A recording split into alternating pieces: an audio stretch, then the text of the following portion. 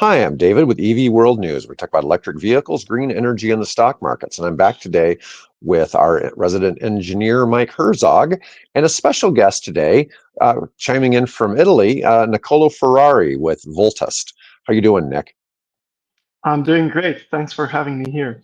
Oh, it's a pleasure. It's wonderful to meet you. And like I said before we came on the show, I brought you. You're an engineer. I have Mike is an engineer. You're probably working on different things. Mike is a grid professional Yep, dealing with powers. public utilities.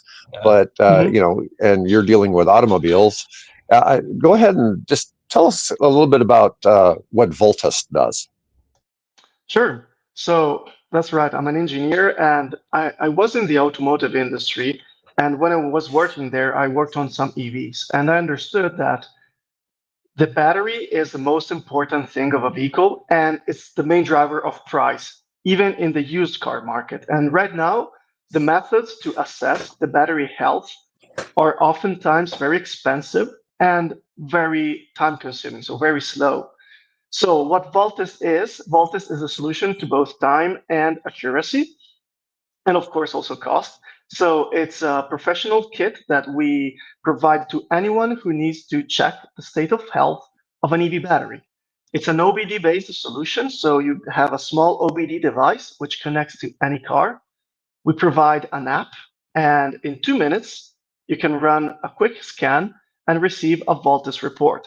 And it gives you information about the battery health, the cell imbalance. We go down to the detail of a cell, so it's very detailed, fast charges, slow charges, and any kind of information that we can retrieve from the battery that allows users to make informed decisions, avoid bad batteries. For example, during a trade in or an auction, you want to pay the car for its real value. And if you don't know the state of health of the battery, you don't. And Voltus allows users to do this.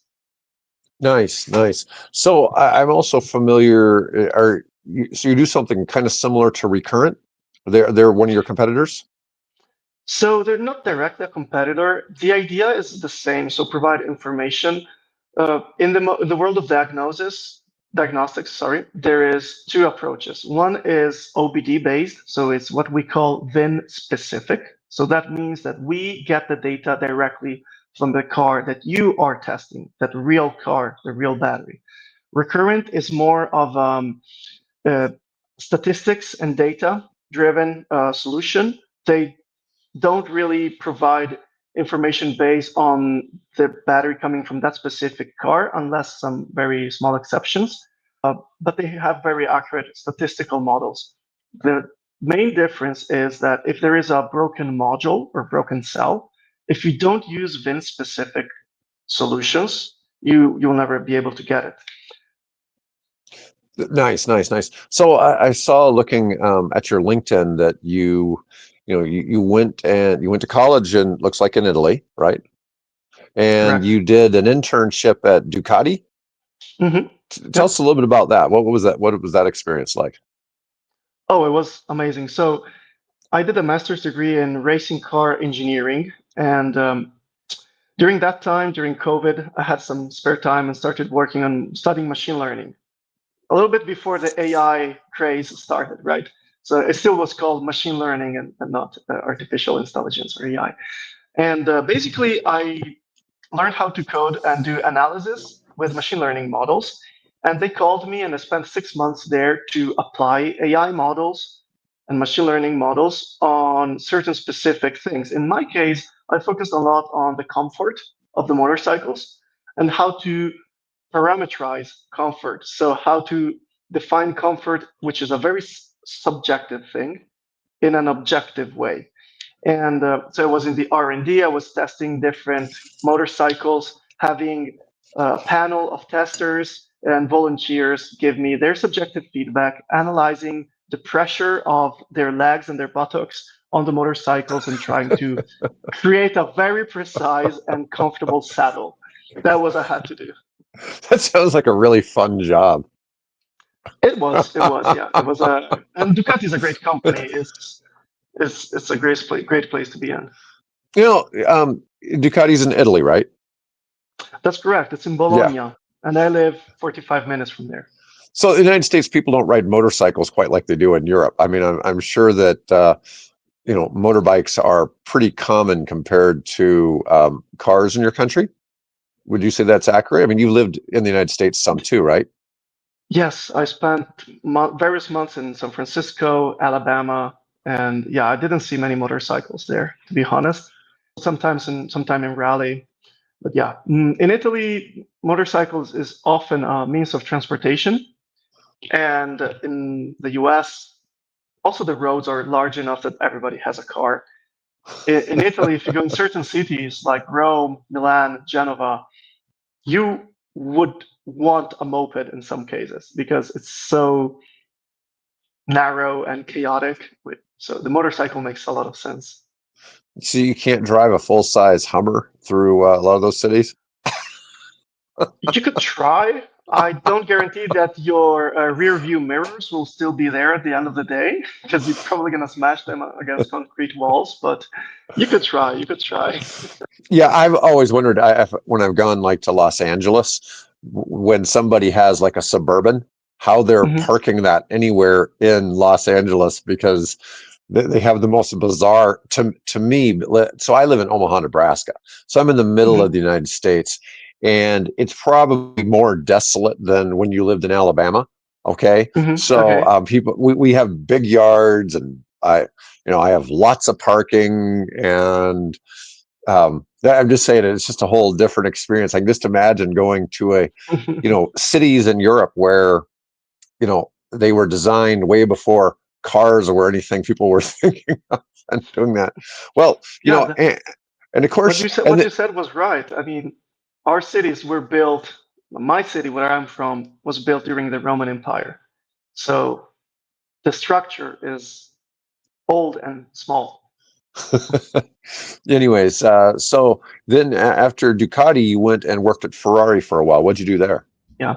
So I was a track testing engineer. I was not in the Formula One department. I was in the road car development. And I worked mainly on two projects. One was the Puro Sangue, so the SUV. And the second one was the 296 GTB, so classic sports car, mid-engine sports car with a plug-in hybrid powertrain. And I was driving with the test drivers, and I was organizing the workshop, preparing the cars for the tests. Probably you saw the pictures of the camouflaged prototypes driving on the roads. We were using these cars. They were our own cars of our team, and we would test everything before the production. So braking, performance, comfort, HVAC, navigation system, every component has to be tested, homologation, consumption. And there was a small team of engineers, and I was part of that small team of engineers. So how did that experience lead to Voltest?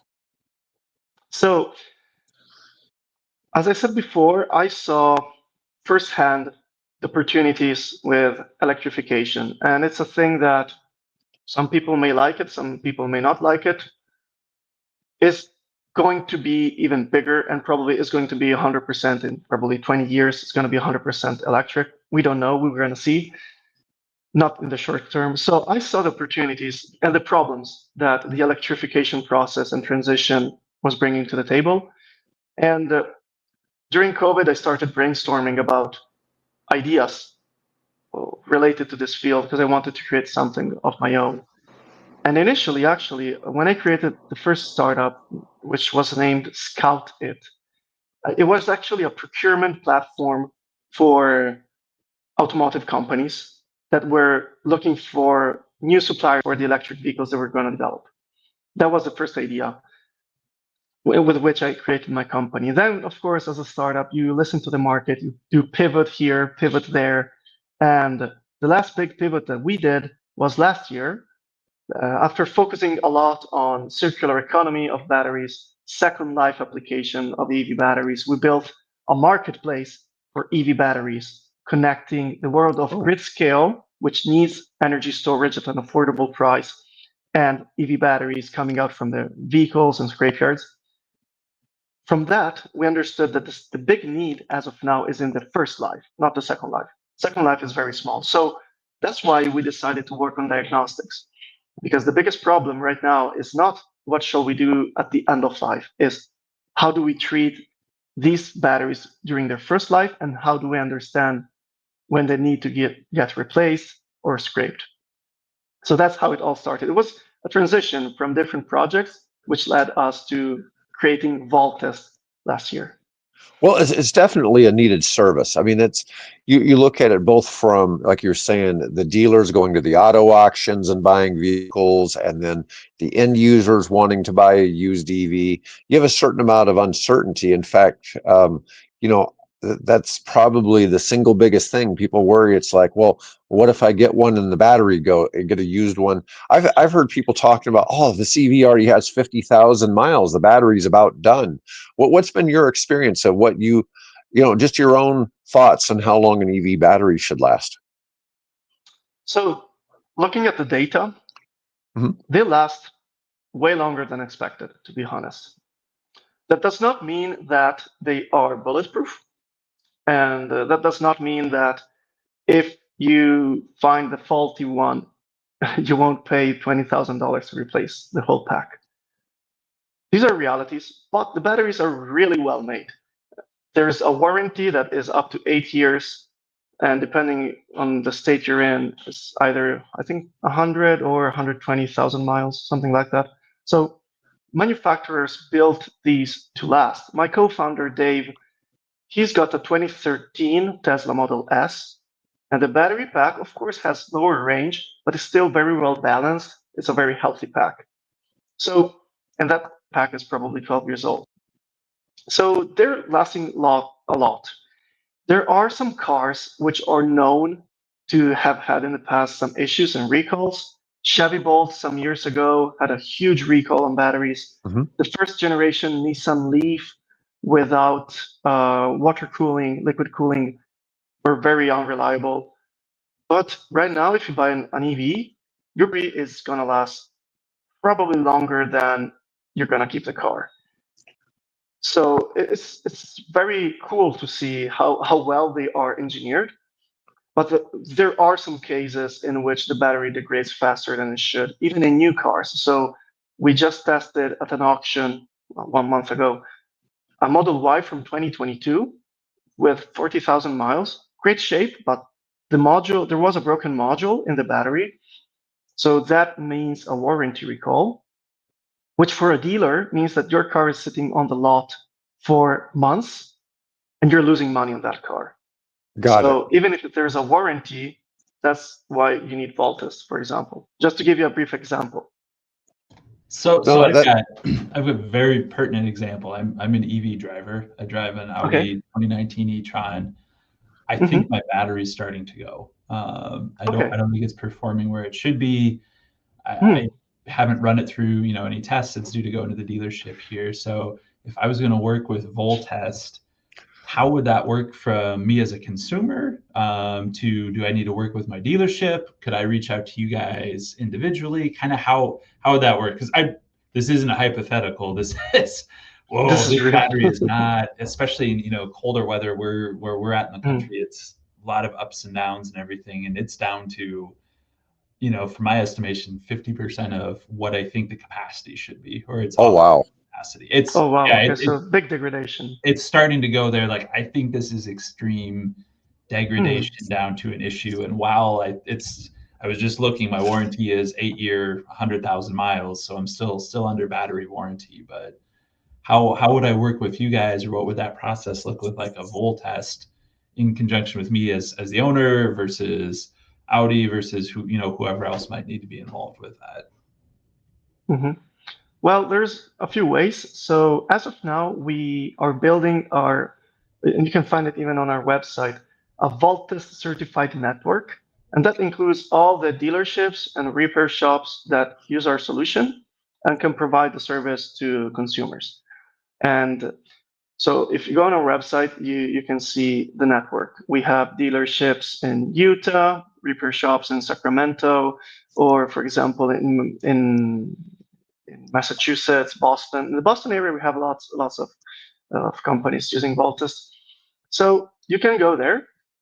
What we want to do is by the end of the year, probably next year, release B2C version, so a consumer version that you can order online, and you can just get the OBD and you can plug it in, run the report, and see for yourself how the car is doing, right? So as of now, the ideal solution would be to go on to see if someone in your area has a Voltest. Of course, we are a startup. We launched the product in October, so we don't have hundreds of users. But the blue dots, the dark blue dots, are all the companies that you can are actively offering the service, and the light blue ones are the ones that we are providing service or negotiating with. So we are actively tracking, and we really want to bring this to the consumer, because the consumer is the one who owns the car, and they should know.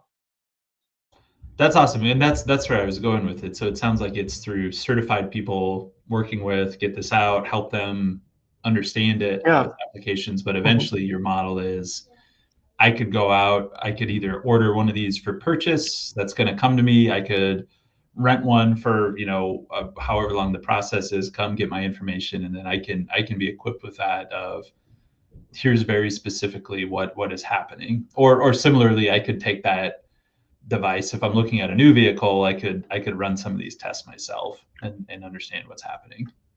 That's correct. Yes, we still have to. I mean, we already have some prototypes for the consumer version, but we're still defining the business model for that. But it's a thing that we're really excited about, and we already had some pre-orders for that, even though it's not available on the website. But people inquiring and saying, "Oh, I'm gonna buy it. I'm gonna get it." So it's exciting to see that there's going to be also this choice. That's cool. And I saw David's looking through the website there, but the other thing I'm curious about is kind of the actual diagnostic process itself. I know it said in 2 minutes, but I was thinking in my head, is this one of those, you have to leave this plugged in, for a week and gather how it's draining the battery when you're driving, what its charging profile looks like, everything like that. But this is one of those quick, it's going to plug into the systems, read battery health, compare that against something and know, or is it more of a longer drawn out process just to start acquiring more of that data set? It's a quick test. You don't need to keep it plugged in. We do continuous monitoring for certain clients, fleets, etc. But let's say the main use is you plug the device in the car, you run the app, and you identify the car, and in 2 minutes we read all the data. We built our models, so we compare the data that we read with our models, and we provide you a report in 2-3 minutes. There's not a one model fits all. So for every car that we support, we have a specific developed and validated model. And a unique thing about Voltest is that when a new car comes out, we get that car, for example, the new Ioniq 5 or Ioniq 6, whatever, or a Tesla. New model comes out, we get the car, we either rent it or the dealerships provide it to us, etc. And we work on the car and we create the model, and we drive the cars to see if the model for the usable capacity, the actual usable capacity, correlates properly with the driving. So we drive the car literally until we get stranded on the road and we need to get towed back to the shop to understand 100% how the battery works. And once our models are validated, we release the car as a supported by Voltest. So it's a very unique process that allows us to be very precise.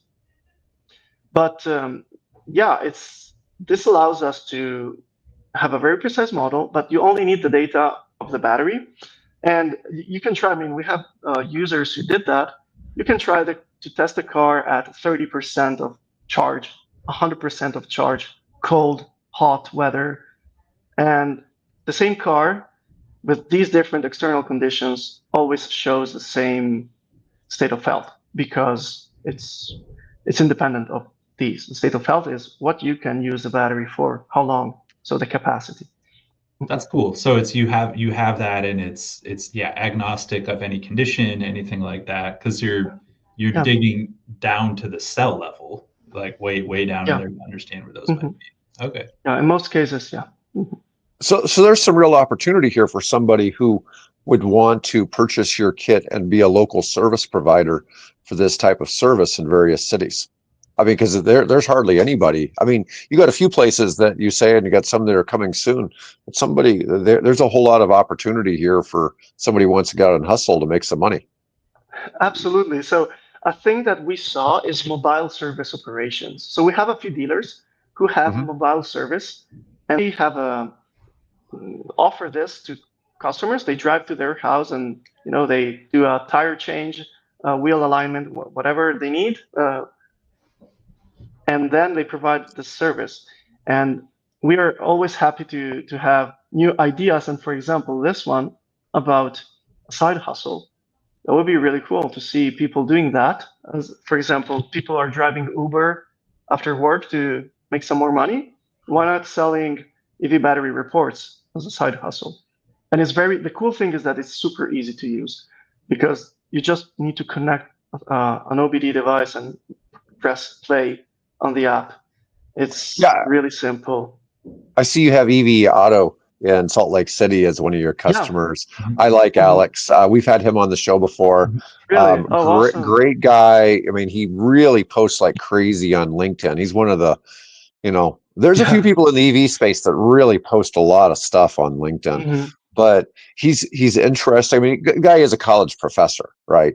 So it's interesting to see what he's doing out there. And as a EV, he's got multiple electric vehicle only auto dealerships, and it's interesting to see what he's doing. I know he posts the recurrent report, but I see now he's doing yours as well. And so he's really trying to provide the highest level and only the highest quality cars to customers. And I think that's really quite a admirable trait. And but it's fun to follow his journey as he's going through trying to see what you can do, because you look at the traditional car dealer model.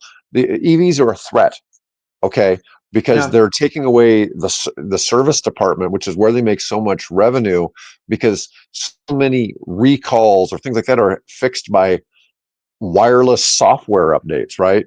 And so you've got things that take away kind of from the industry. I look at auto mechanics, probably the opportunity in that space is probably going to be a third of what it is today, right? Say in 20, 30 years as EVs take over.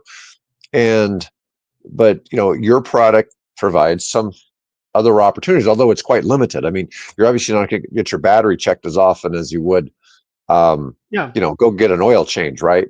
But it's still it's something. Once a year, maybe. Well, that would be interesting to see. If that would be valid to do once a year. To see where your battery is sitting. But anyways, I'm just saying I see where there's lots of opportunity here for people, being that local provider. Because I'm just looking even on the map. I mean, there are so many major cities where you have no presence. I mean, absolutely, at all. I mean, it's just shocking to see that. Of course, the EV space is still in its infancy, right? Especially in the United States. Maybe not so much as much in Europe but here in the U.S. it's just different. And we're the United States is a mobile country. We don't use buses. We don't use bicycles. We don't use motorcycles. We even have tax incentives to drive 6,000 pound or heavier vehicles. So there's major tax incentives here to drive a full-size pickup or an F-250 size pickup, a full-size Suburban. Oh yeah, you can. If you're a business owner, you can deduct that thing as part of your business entirely. The first year you buy it, the entire price of it. So you can buy a Cadillac has a new Escalade EQ. That's a full-size Suburban, essentially, as a Cadillac Escalade with a 750 horsepower, EV engine or EV motor, 400-mile range. For only, and they start out at only 150 grand, but you can write that whole 150 grand off on a Section 179 deduction here in the United States if you're a business owner. And so people buy those. That's why you see so many enormous, vehicles, and people feel it's kind of a status thing that people who don't fit in that and other people drive them because it seems like successful people drive them, but the government is incentivizing this. It's really kind of funny because people talk about all the time about the EV incentives, about the $7,500 in the United States and all this, but they don't realize that this incentive to buy enormous full-size pickup trucks and this other stuff has been incentivized by the federal government for since around 2002, maybe. It's been going on for a long That's very time. interesting. Yeah, most people don't. Most people aren't aware that this is the average person isn't aware that this is a thing. All they know is that EVs get these, tax breaks and stuff like that. And you're really critical in the used car space, right? Your service. Mm-hmm. And so we have that $4,000 tax break. There's so many people that are afraid to buy an EV because they think, man, I get comments on videos. Oh, EVs are disposable. The battery's car's got 50,000 miles. You might as well just junk it, And what are you going to do with that EV battery now that it's got 50,000 miles? And it's like, well, what are you talking about? The battery should last, if it doesn't have any problems, should last 300,000 miles. And so you're talking, and because you have all these people now, all this data. You talk about Uber. There's all these people that drive Teslas, Model 3s in particular, for Uber that have put several 100,000 miles, on their Teslas. They're putting 100,000 miles a year on those things. And so they're really running those things hard. They're supercharged. A lot of them get a lot of supercharging, and yet the batteries hold up, and so an I interesting just thing about supercharging. So we started to see some, we have tested a lot of cars, and for example, we're finding out that supercharging doesn't really have a big impact. We thought it had, but then looking at the trend lines, it's quite negligible. So we're learning every day new things because still it's kind of a new technology, but it's very reliable. And there's a lot of education that has to be done on the consumer side, also on the dealer side, on the professional side. And we want to provide that education too, because I think if you look at, for example, EV Auto, Alex, they're making money with that. It's a very successful business. They're growing like crazy. So if done in the right way, people can make lots of money by selling EVs, right? Mm-hmm. So I know you just mentioned it's developing and you're still startup, like building your data sets and everything. Do you see yourself ever getting into like predictive analytics, or especially, I don't know if you've seen it yet, where you've tested a car at two different time periods and say this is the degradation curve we expected. Hey, you're actually accelerating beyond that. We want to proactively check you in another 6 months to see where this is. But maybe the bigger question is, do you see with the data you're starting to acquire the ability to do some of that predictive modeling of when you have an 8-year warranty, come in with 7 years and 6 months left because we think you might qualify for this at that point in time? That's certainly one of the things we're most actively working on. Predictive maintenance is also, from a company point of view, is what keeps you getting back to using a device. So we want to provide value. And as I said, our solution right now is a snapshot, but already the snapshot gives you information about what you're doing wrong, if there is something wrong, etc. As you said, we can do predictive maintenance. We're able to gather data every minute if we keep the device plugged in. So there's certainly lots of possibilities here. And we're actively already working on some of it right now with our team. Well, and that's why I asked, just under you explaining your background earlier and a lot of the work you've done in those machine learning and different modeling techniques, like that's seems like as the more and more you get these deployed out in systems and building that data set, there's going to be a lot more value associated with that, with what your product can offer. So it's got a nice little ramp up rate associated with it too.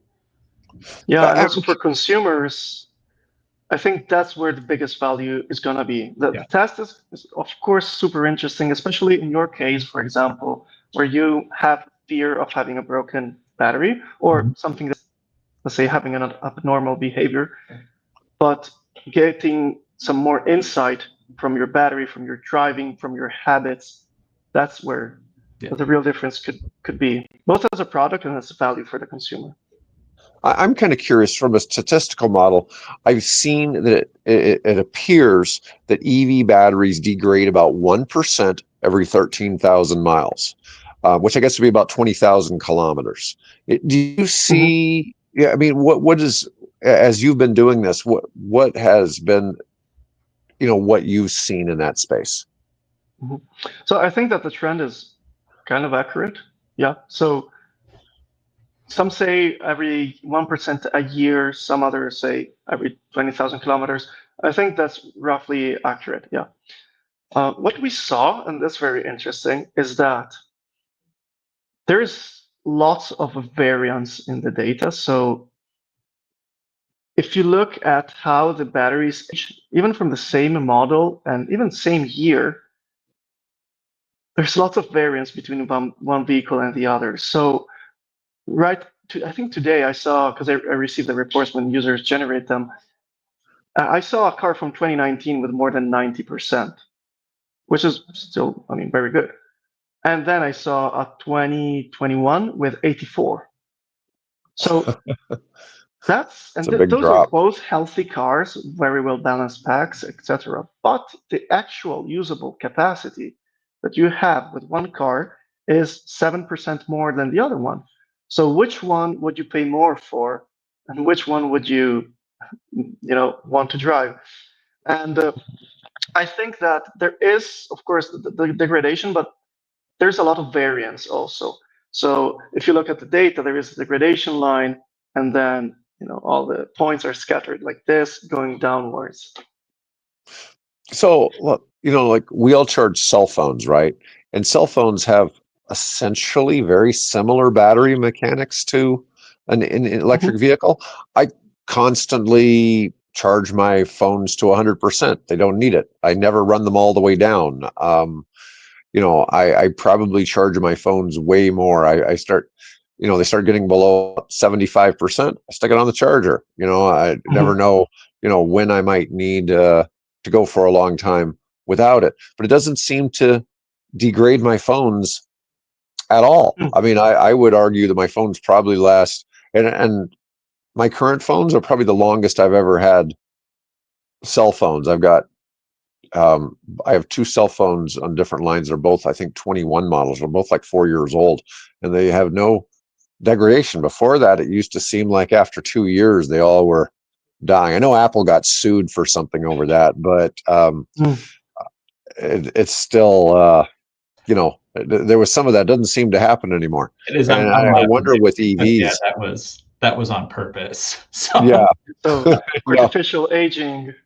Yeah. They had. I actually am friends with one of the lawyers that was involved in suing Apple over that. Wow. But it's funny because you don't see that. And I think that's also where a lot of people have this fear of EV batteries, is because for a long time, from when the first smartphones came out in like 2007 till probably about 2021, so a span of about 14 years, every 2 years when your cell phone got paid off, it seemed like the phone was turning into a piece of crap. And so I think they carry that over to EVs, or just like basically driving a cell phone around. And it's kind of a weird perception. And products like yours really help to overcome, and be able to understand there's real data to back up what you're doing. And we're glad to see people like you innovating in the electric vehicle market and filling a niche that's really needed. Now, I wanted to ask you, what was it like working at Ferrari with having your last name? Lots of jokes. so it was really funny because my last name is, in my area, is very common. We're the literal translation of Smith. So blacksmith is in Italian is fabbro ferraio. So ferraio Ferrari. So we are the Smith of Italy. So It's a very common last name, but sometimes it was fun because I remember we were testing a car in a proving ground in a facility, and I needed to swap some tires really quickly, and all the how do you call those, the lifts for the cars were full. So I was really in a hurry. So I told to my mechanic, "Hey, listen, go tell that guy that I really need we really need the lift to swap the tires and go back out." So he went to the other mechanic and say, "Hey, I really need this lift." And the guy said, "Yeah, I need it too." "Yeah, but you know who this guy is?" And then I gave him my badge, so he saw Niccolo Ferrari. Said, "Yeah, so we need it. Okay, so please." So, "Oh, okay, I'm so sorry. I will just, I'll leave the lift for you. All yours. Don't worry." So it was fun. It was fun, yeah. But yeah, it's just a very common last name. Yeah, what's funny is when you and I were messaging about you coming on the show on LinkedIn, somebody else like John Ferrari messaged me about real Really? estate, and Okay. I'm like, my reading vision isn't great, and I thought it was you, and I responded to him, thinking I was talking to the same person. Didn't realize I was talking to two people named Ferrari at the Two same time. Ferraris at the same Yeah, time. and but I could just imagine. Having to deal with that because I know it's a super common name. And then it's funny because your co-founder came from Lamborghini, right? That's correct. So yeah, he was 7 years in Lamborghini, working in R&D on the Aventador, SVJ, and also on the new hybrids. So yeah, he's from Lamborghini. I'm from Ferrari. So small world. Do you guys? So how do you guys? You guys are co-founders. How do you guys split responsibilities at Voltest? So it's a small team, so we share a lot of tasks together. But the biggest difference is that he is, let's say, the CEO, so he follows a little bit more the administration, working on fundraising, a little bit more sales, whereas I'm more on the technical side, so I do all the engineering, all the web development. And for example, in January, I was working on Cadillacs and Ford close to Boston in a dealership, so I went there, did all the engineering for these cars. So yeah, he's more on let's say he's the CEO and I'm the CTO. So are there any emerging trends in the EV space you see happening as a result of your both your work or just your observations as you're going around, because you're seeing, so like Mike and I mainly, we provide news on the EV space, but it's more from an American perspective, right? And so Mhm. you're in Europe, you're in the US. I don't know if you go to any other continents, whatever, but what are you seeing, and how would you contrast what you see in the US with what you're seeing overseas? Mhm. So I think that in both cases, so in both continents, there is, let's say, electrification and EVs have been a political issue more than anything else. So in Europe, we have this hard stop on 2035 for combustion engines, and basically our whole industrial system is based on vehicles, manufacturing vehicles. Not only, of course, but it's a big part of Germany, Italy, France. So it has become very politicized, and I saw the same thing in the U.S. There's, let's say, people from California that are all for EVs, and then there's people from probably from more rural areas. For example, I was in Alabama, maybe also Nebraska, which is a little bit more rural, for example, than the East Coast or the West Coast. There is no infrastructure or very limited, and people don't like the idea of an EV for whatever reason. It's too political. I think what I hope is that with products like ours and many others that are doing a great job in education, people are going to see EVs and are starting to see EVs. I see this trend in a more objective way. So, does an EV work for me? Yes. Okay, I buy an EV. No, I'll stick with my petrol car, and that's fine. And sooner or later, we'll have an EV for everyone. You know, so I would say that there is this trend. Sales in Europe are growing, even though there's a small recession, lots of fear. but sales are growing. Last month it was 40% plus year over year. So the technology is improving. Misconceptions are slowly being, let's say, canceled. And I think that there should be freedom of choice, because you shouldn't force anyone to buy a specific car if that's not a good fit for them. But people are starting to move in what I see is the right direction. My grandparents just got an EV, and so I was driving it today. And I usually drive a diesel car because that's what I have. And it was so comfortable. So the more people try it, it's gonna gain traction. And it won't be stopped by political things. For example, the new administration in the US, which is a little bit against EVs, it's probably going to slow down, but it's not going to stop the growth. This is the trend that I see. We have some interesting contradictions in the United States. I mean, we're 50 independent states, and we were created sort of to unite the original 13 states, and then they add other ones. But regionally, the needs of people who live in Nebraska are very different than the needs of people who live in California, as an example. Yep. California has probably 10 times the EV adoption rate of what Nebraska has. Okay. I don't see any, we've talked about things here. It would make more sense for a farmer who lives rurally to have a electric pickup truck than a gas pickup truck, because he can charge it at the house. He could have solar panels. I mean, he has electricity already. He can just charge it at the house. Why drive 50 miles to the nearest town to get gasoline for his truck? I mean, trucks here have an extra fuel tank in the bed of the truck, so they can double their range. Yeah. And so they drive around with an extra 30, 40 gallons of fuel in a container in the bed of the truck that, an EV solves the problem. And somehow they think that EVs aren't as rugged or whatever, but it's simply not true. It's just a powertrain, right? And the EV is incredibly capable of towing something. They have way more torque than a regular engine and transmission. It's just that towing, because the single, the lack of a transmission is not nearly as efficient as it would be for a, like a diesel or a Super Duty diesel F-250 size. And they're not currently making like F-250 size electric trucks.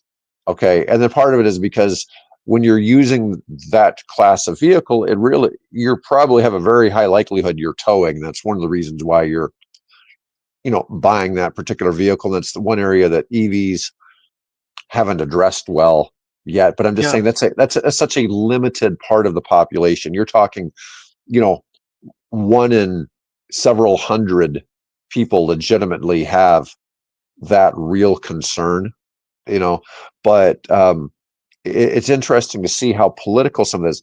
We have this piece of law here called the Inflation Reduction Act that was passed about 4 years ago, and it's created about 120,000 green energy jobs in the United States, of which 90% of those went to Republican states. Nobody knew this was going to happen. And, that's interesting. So what's happened is there's been talk about trying to repeal some of the Inflation Reduction Act, but in Congress, there's 22 Republican congressmen that are completely against the repeal. Okay. As they should be, because of all the jobs it's been creating. It's really, it didn't do anything for inflation. Okay. It actually created more inflation because it was more government spending. But on the flip side, it has done wonders in job creation and helping propagate what's going on here. We have so much new battery infrastructure being created by companies like Toyota and Hyundai, and EV manufacturing as a result of some of that. These states don't want to give that up. So it's interesting to see where some of that is. I'm not personally a big fan of mandates. So like you guys have that, electric vehicle mandate, or get rid of the gas cars by 2035, the new ones. And I'm not a big fan of that. I really do see, though, as battery prices keep coming down, I think that you're going to have EVs take over just from market conditions. I don't think it's really necessary to force people to do it. But like you're saying, people probably aren't going to drive an EV unless they tested their neighbor's car, that their neighbors start getting, we call it the neighborhood effect here in the US. Once your neighbors start switching, it's a little bit, you know, you don't, familiar. people have this fear of being first. And, you know, so it's a little different in that regard. I don't know that it is weird though seeing EVs be politicized, because I look at the market realities of electric vehicles and I'm just like, you know, they're going to replace gas cars anyways. You can sit and you can fuss about it that you don't like EVs or whatever. It's like, do you really need the road to be that noisy? I mean, do you imagine the city being quiet, you know, because there's not all these cars driving around? And that's one of the things I've heard people talk about when they've gone like to China, and how quiet the cities have started to get because they've had so much EV adoption. Yeah, and so you got everything from noise pollution, air pollution, all these things. It's like, what, you like breathing, you know, gas fumes? It's just it's interesting when you look at some of those things. Mike, anything you'd like to add? You good? No, it's super cool. I'm curious about it too, and good luck to you and your business. It's definitely it's a great idea. I mean, just from as an EV owner, it's like, this is this is great for sure. Yeah, Nick, if there's anything else you'd like to add, I think we need to wind down the show. So just one thing. So you said one of the benefits is less noise and less pollution. So the north of Italy is the most polluted area in Europe because it's a flat plain and lots of city, lots of industry. So I really wish that people understand this issue in our case has been really normalized because we're used to it. But I wish that people see EVs as a means to improve their well-being. And as I said, I mean, for some people, the guy who has to tow their RV for thousands of miles and do road trip, probably they will never get an EV, and that's fine. But if the mass does a massive change, then it's going to be a huge benefit for everybody, especially in cities and areas which are really polluted. No, that's great. That's great. I wanted to ask though, your kit, so your $400 kit, do you have to have could everything be done remotely? Could you do everything at the customer's site? Do you need to bring the EV into a shop to do this? So actually, all you need is the content of the kit. So if you have a kit, you can go at a customer's house and test it. You don't need a workshop. You can do it in the parking lot. Actually, dealers are testing cars when they buy them at auctions. They get driven in from the big truck. They get, say, put in the parking lot, and they just test them in the parking lot. So you don't really, I mean, you need the kit because the kit includes all the adapter cables that are needed to connect to specific cars like Tesla. So you need certain adapter cables, and our kit, the professional battery testing kit, includes all these cables so that all the cars are supported. But if you have a Hyundai Ioniq 5, all you need is the small OBD device and the app. Oh, okay. So it's a little different for each one. All right. Well, folks, I appreciate everybody listening in today. It's been a pleasure having you, Niccolo. Thank Mike, you very much. My pleasure. I'll be back with Mike next week. I don't know if he'll be back with Bill tomorrow. Bill's had some things going on. His health is fine. He got a family member that's had some issues. So hopefully he'll be back tomorrow. Otherwise, folks, thanks for watching, and I'll be back tomorrow. Thank you.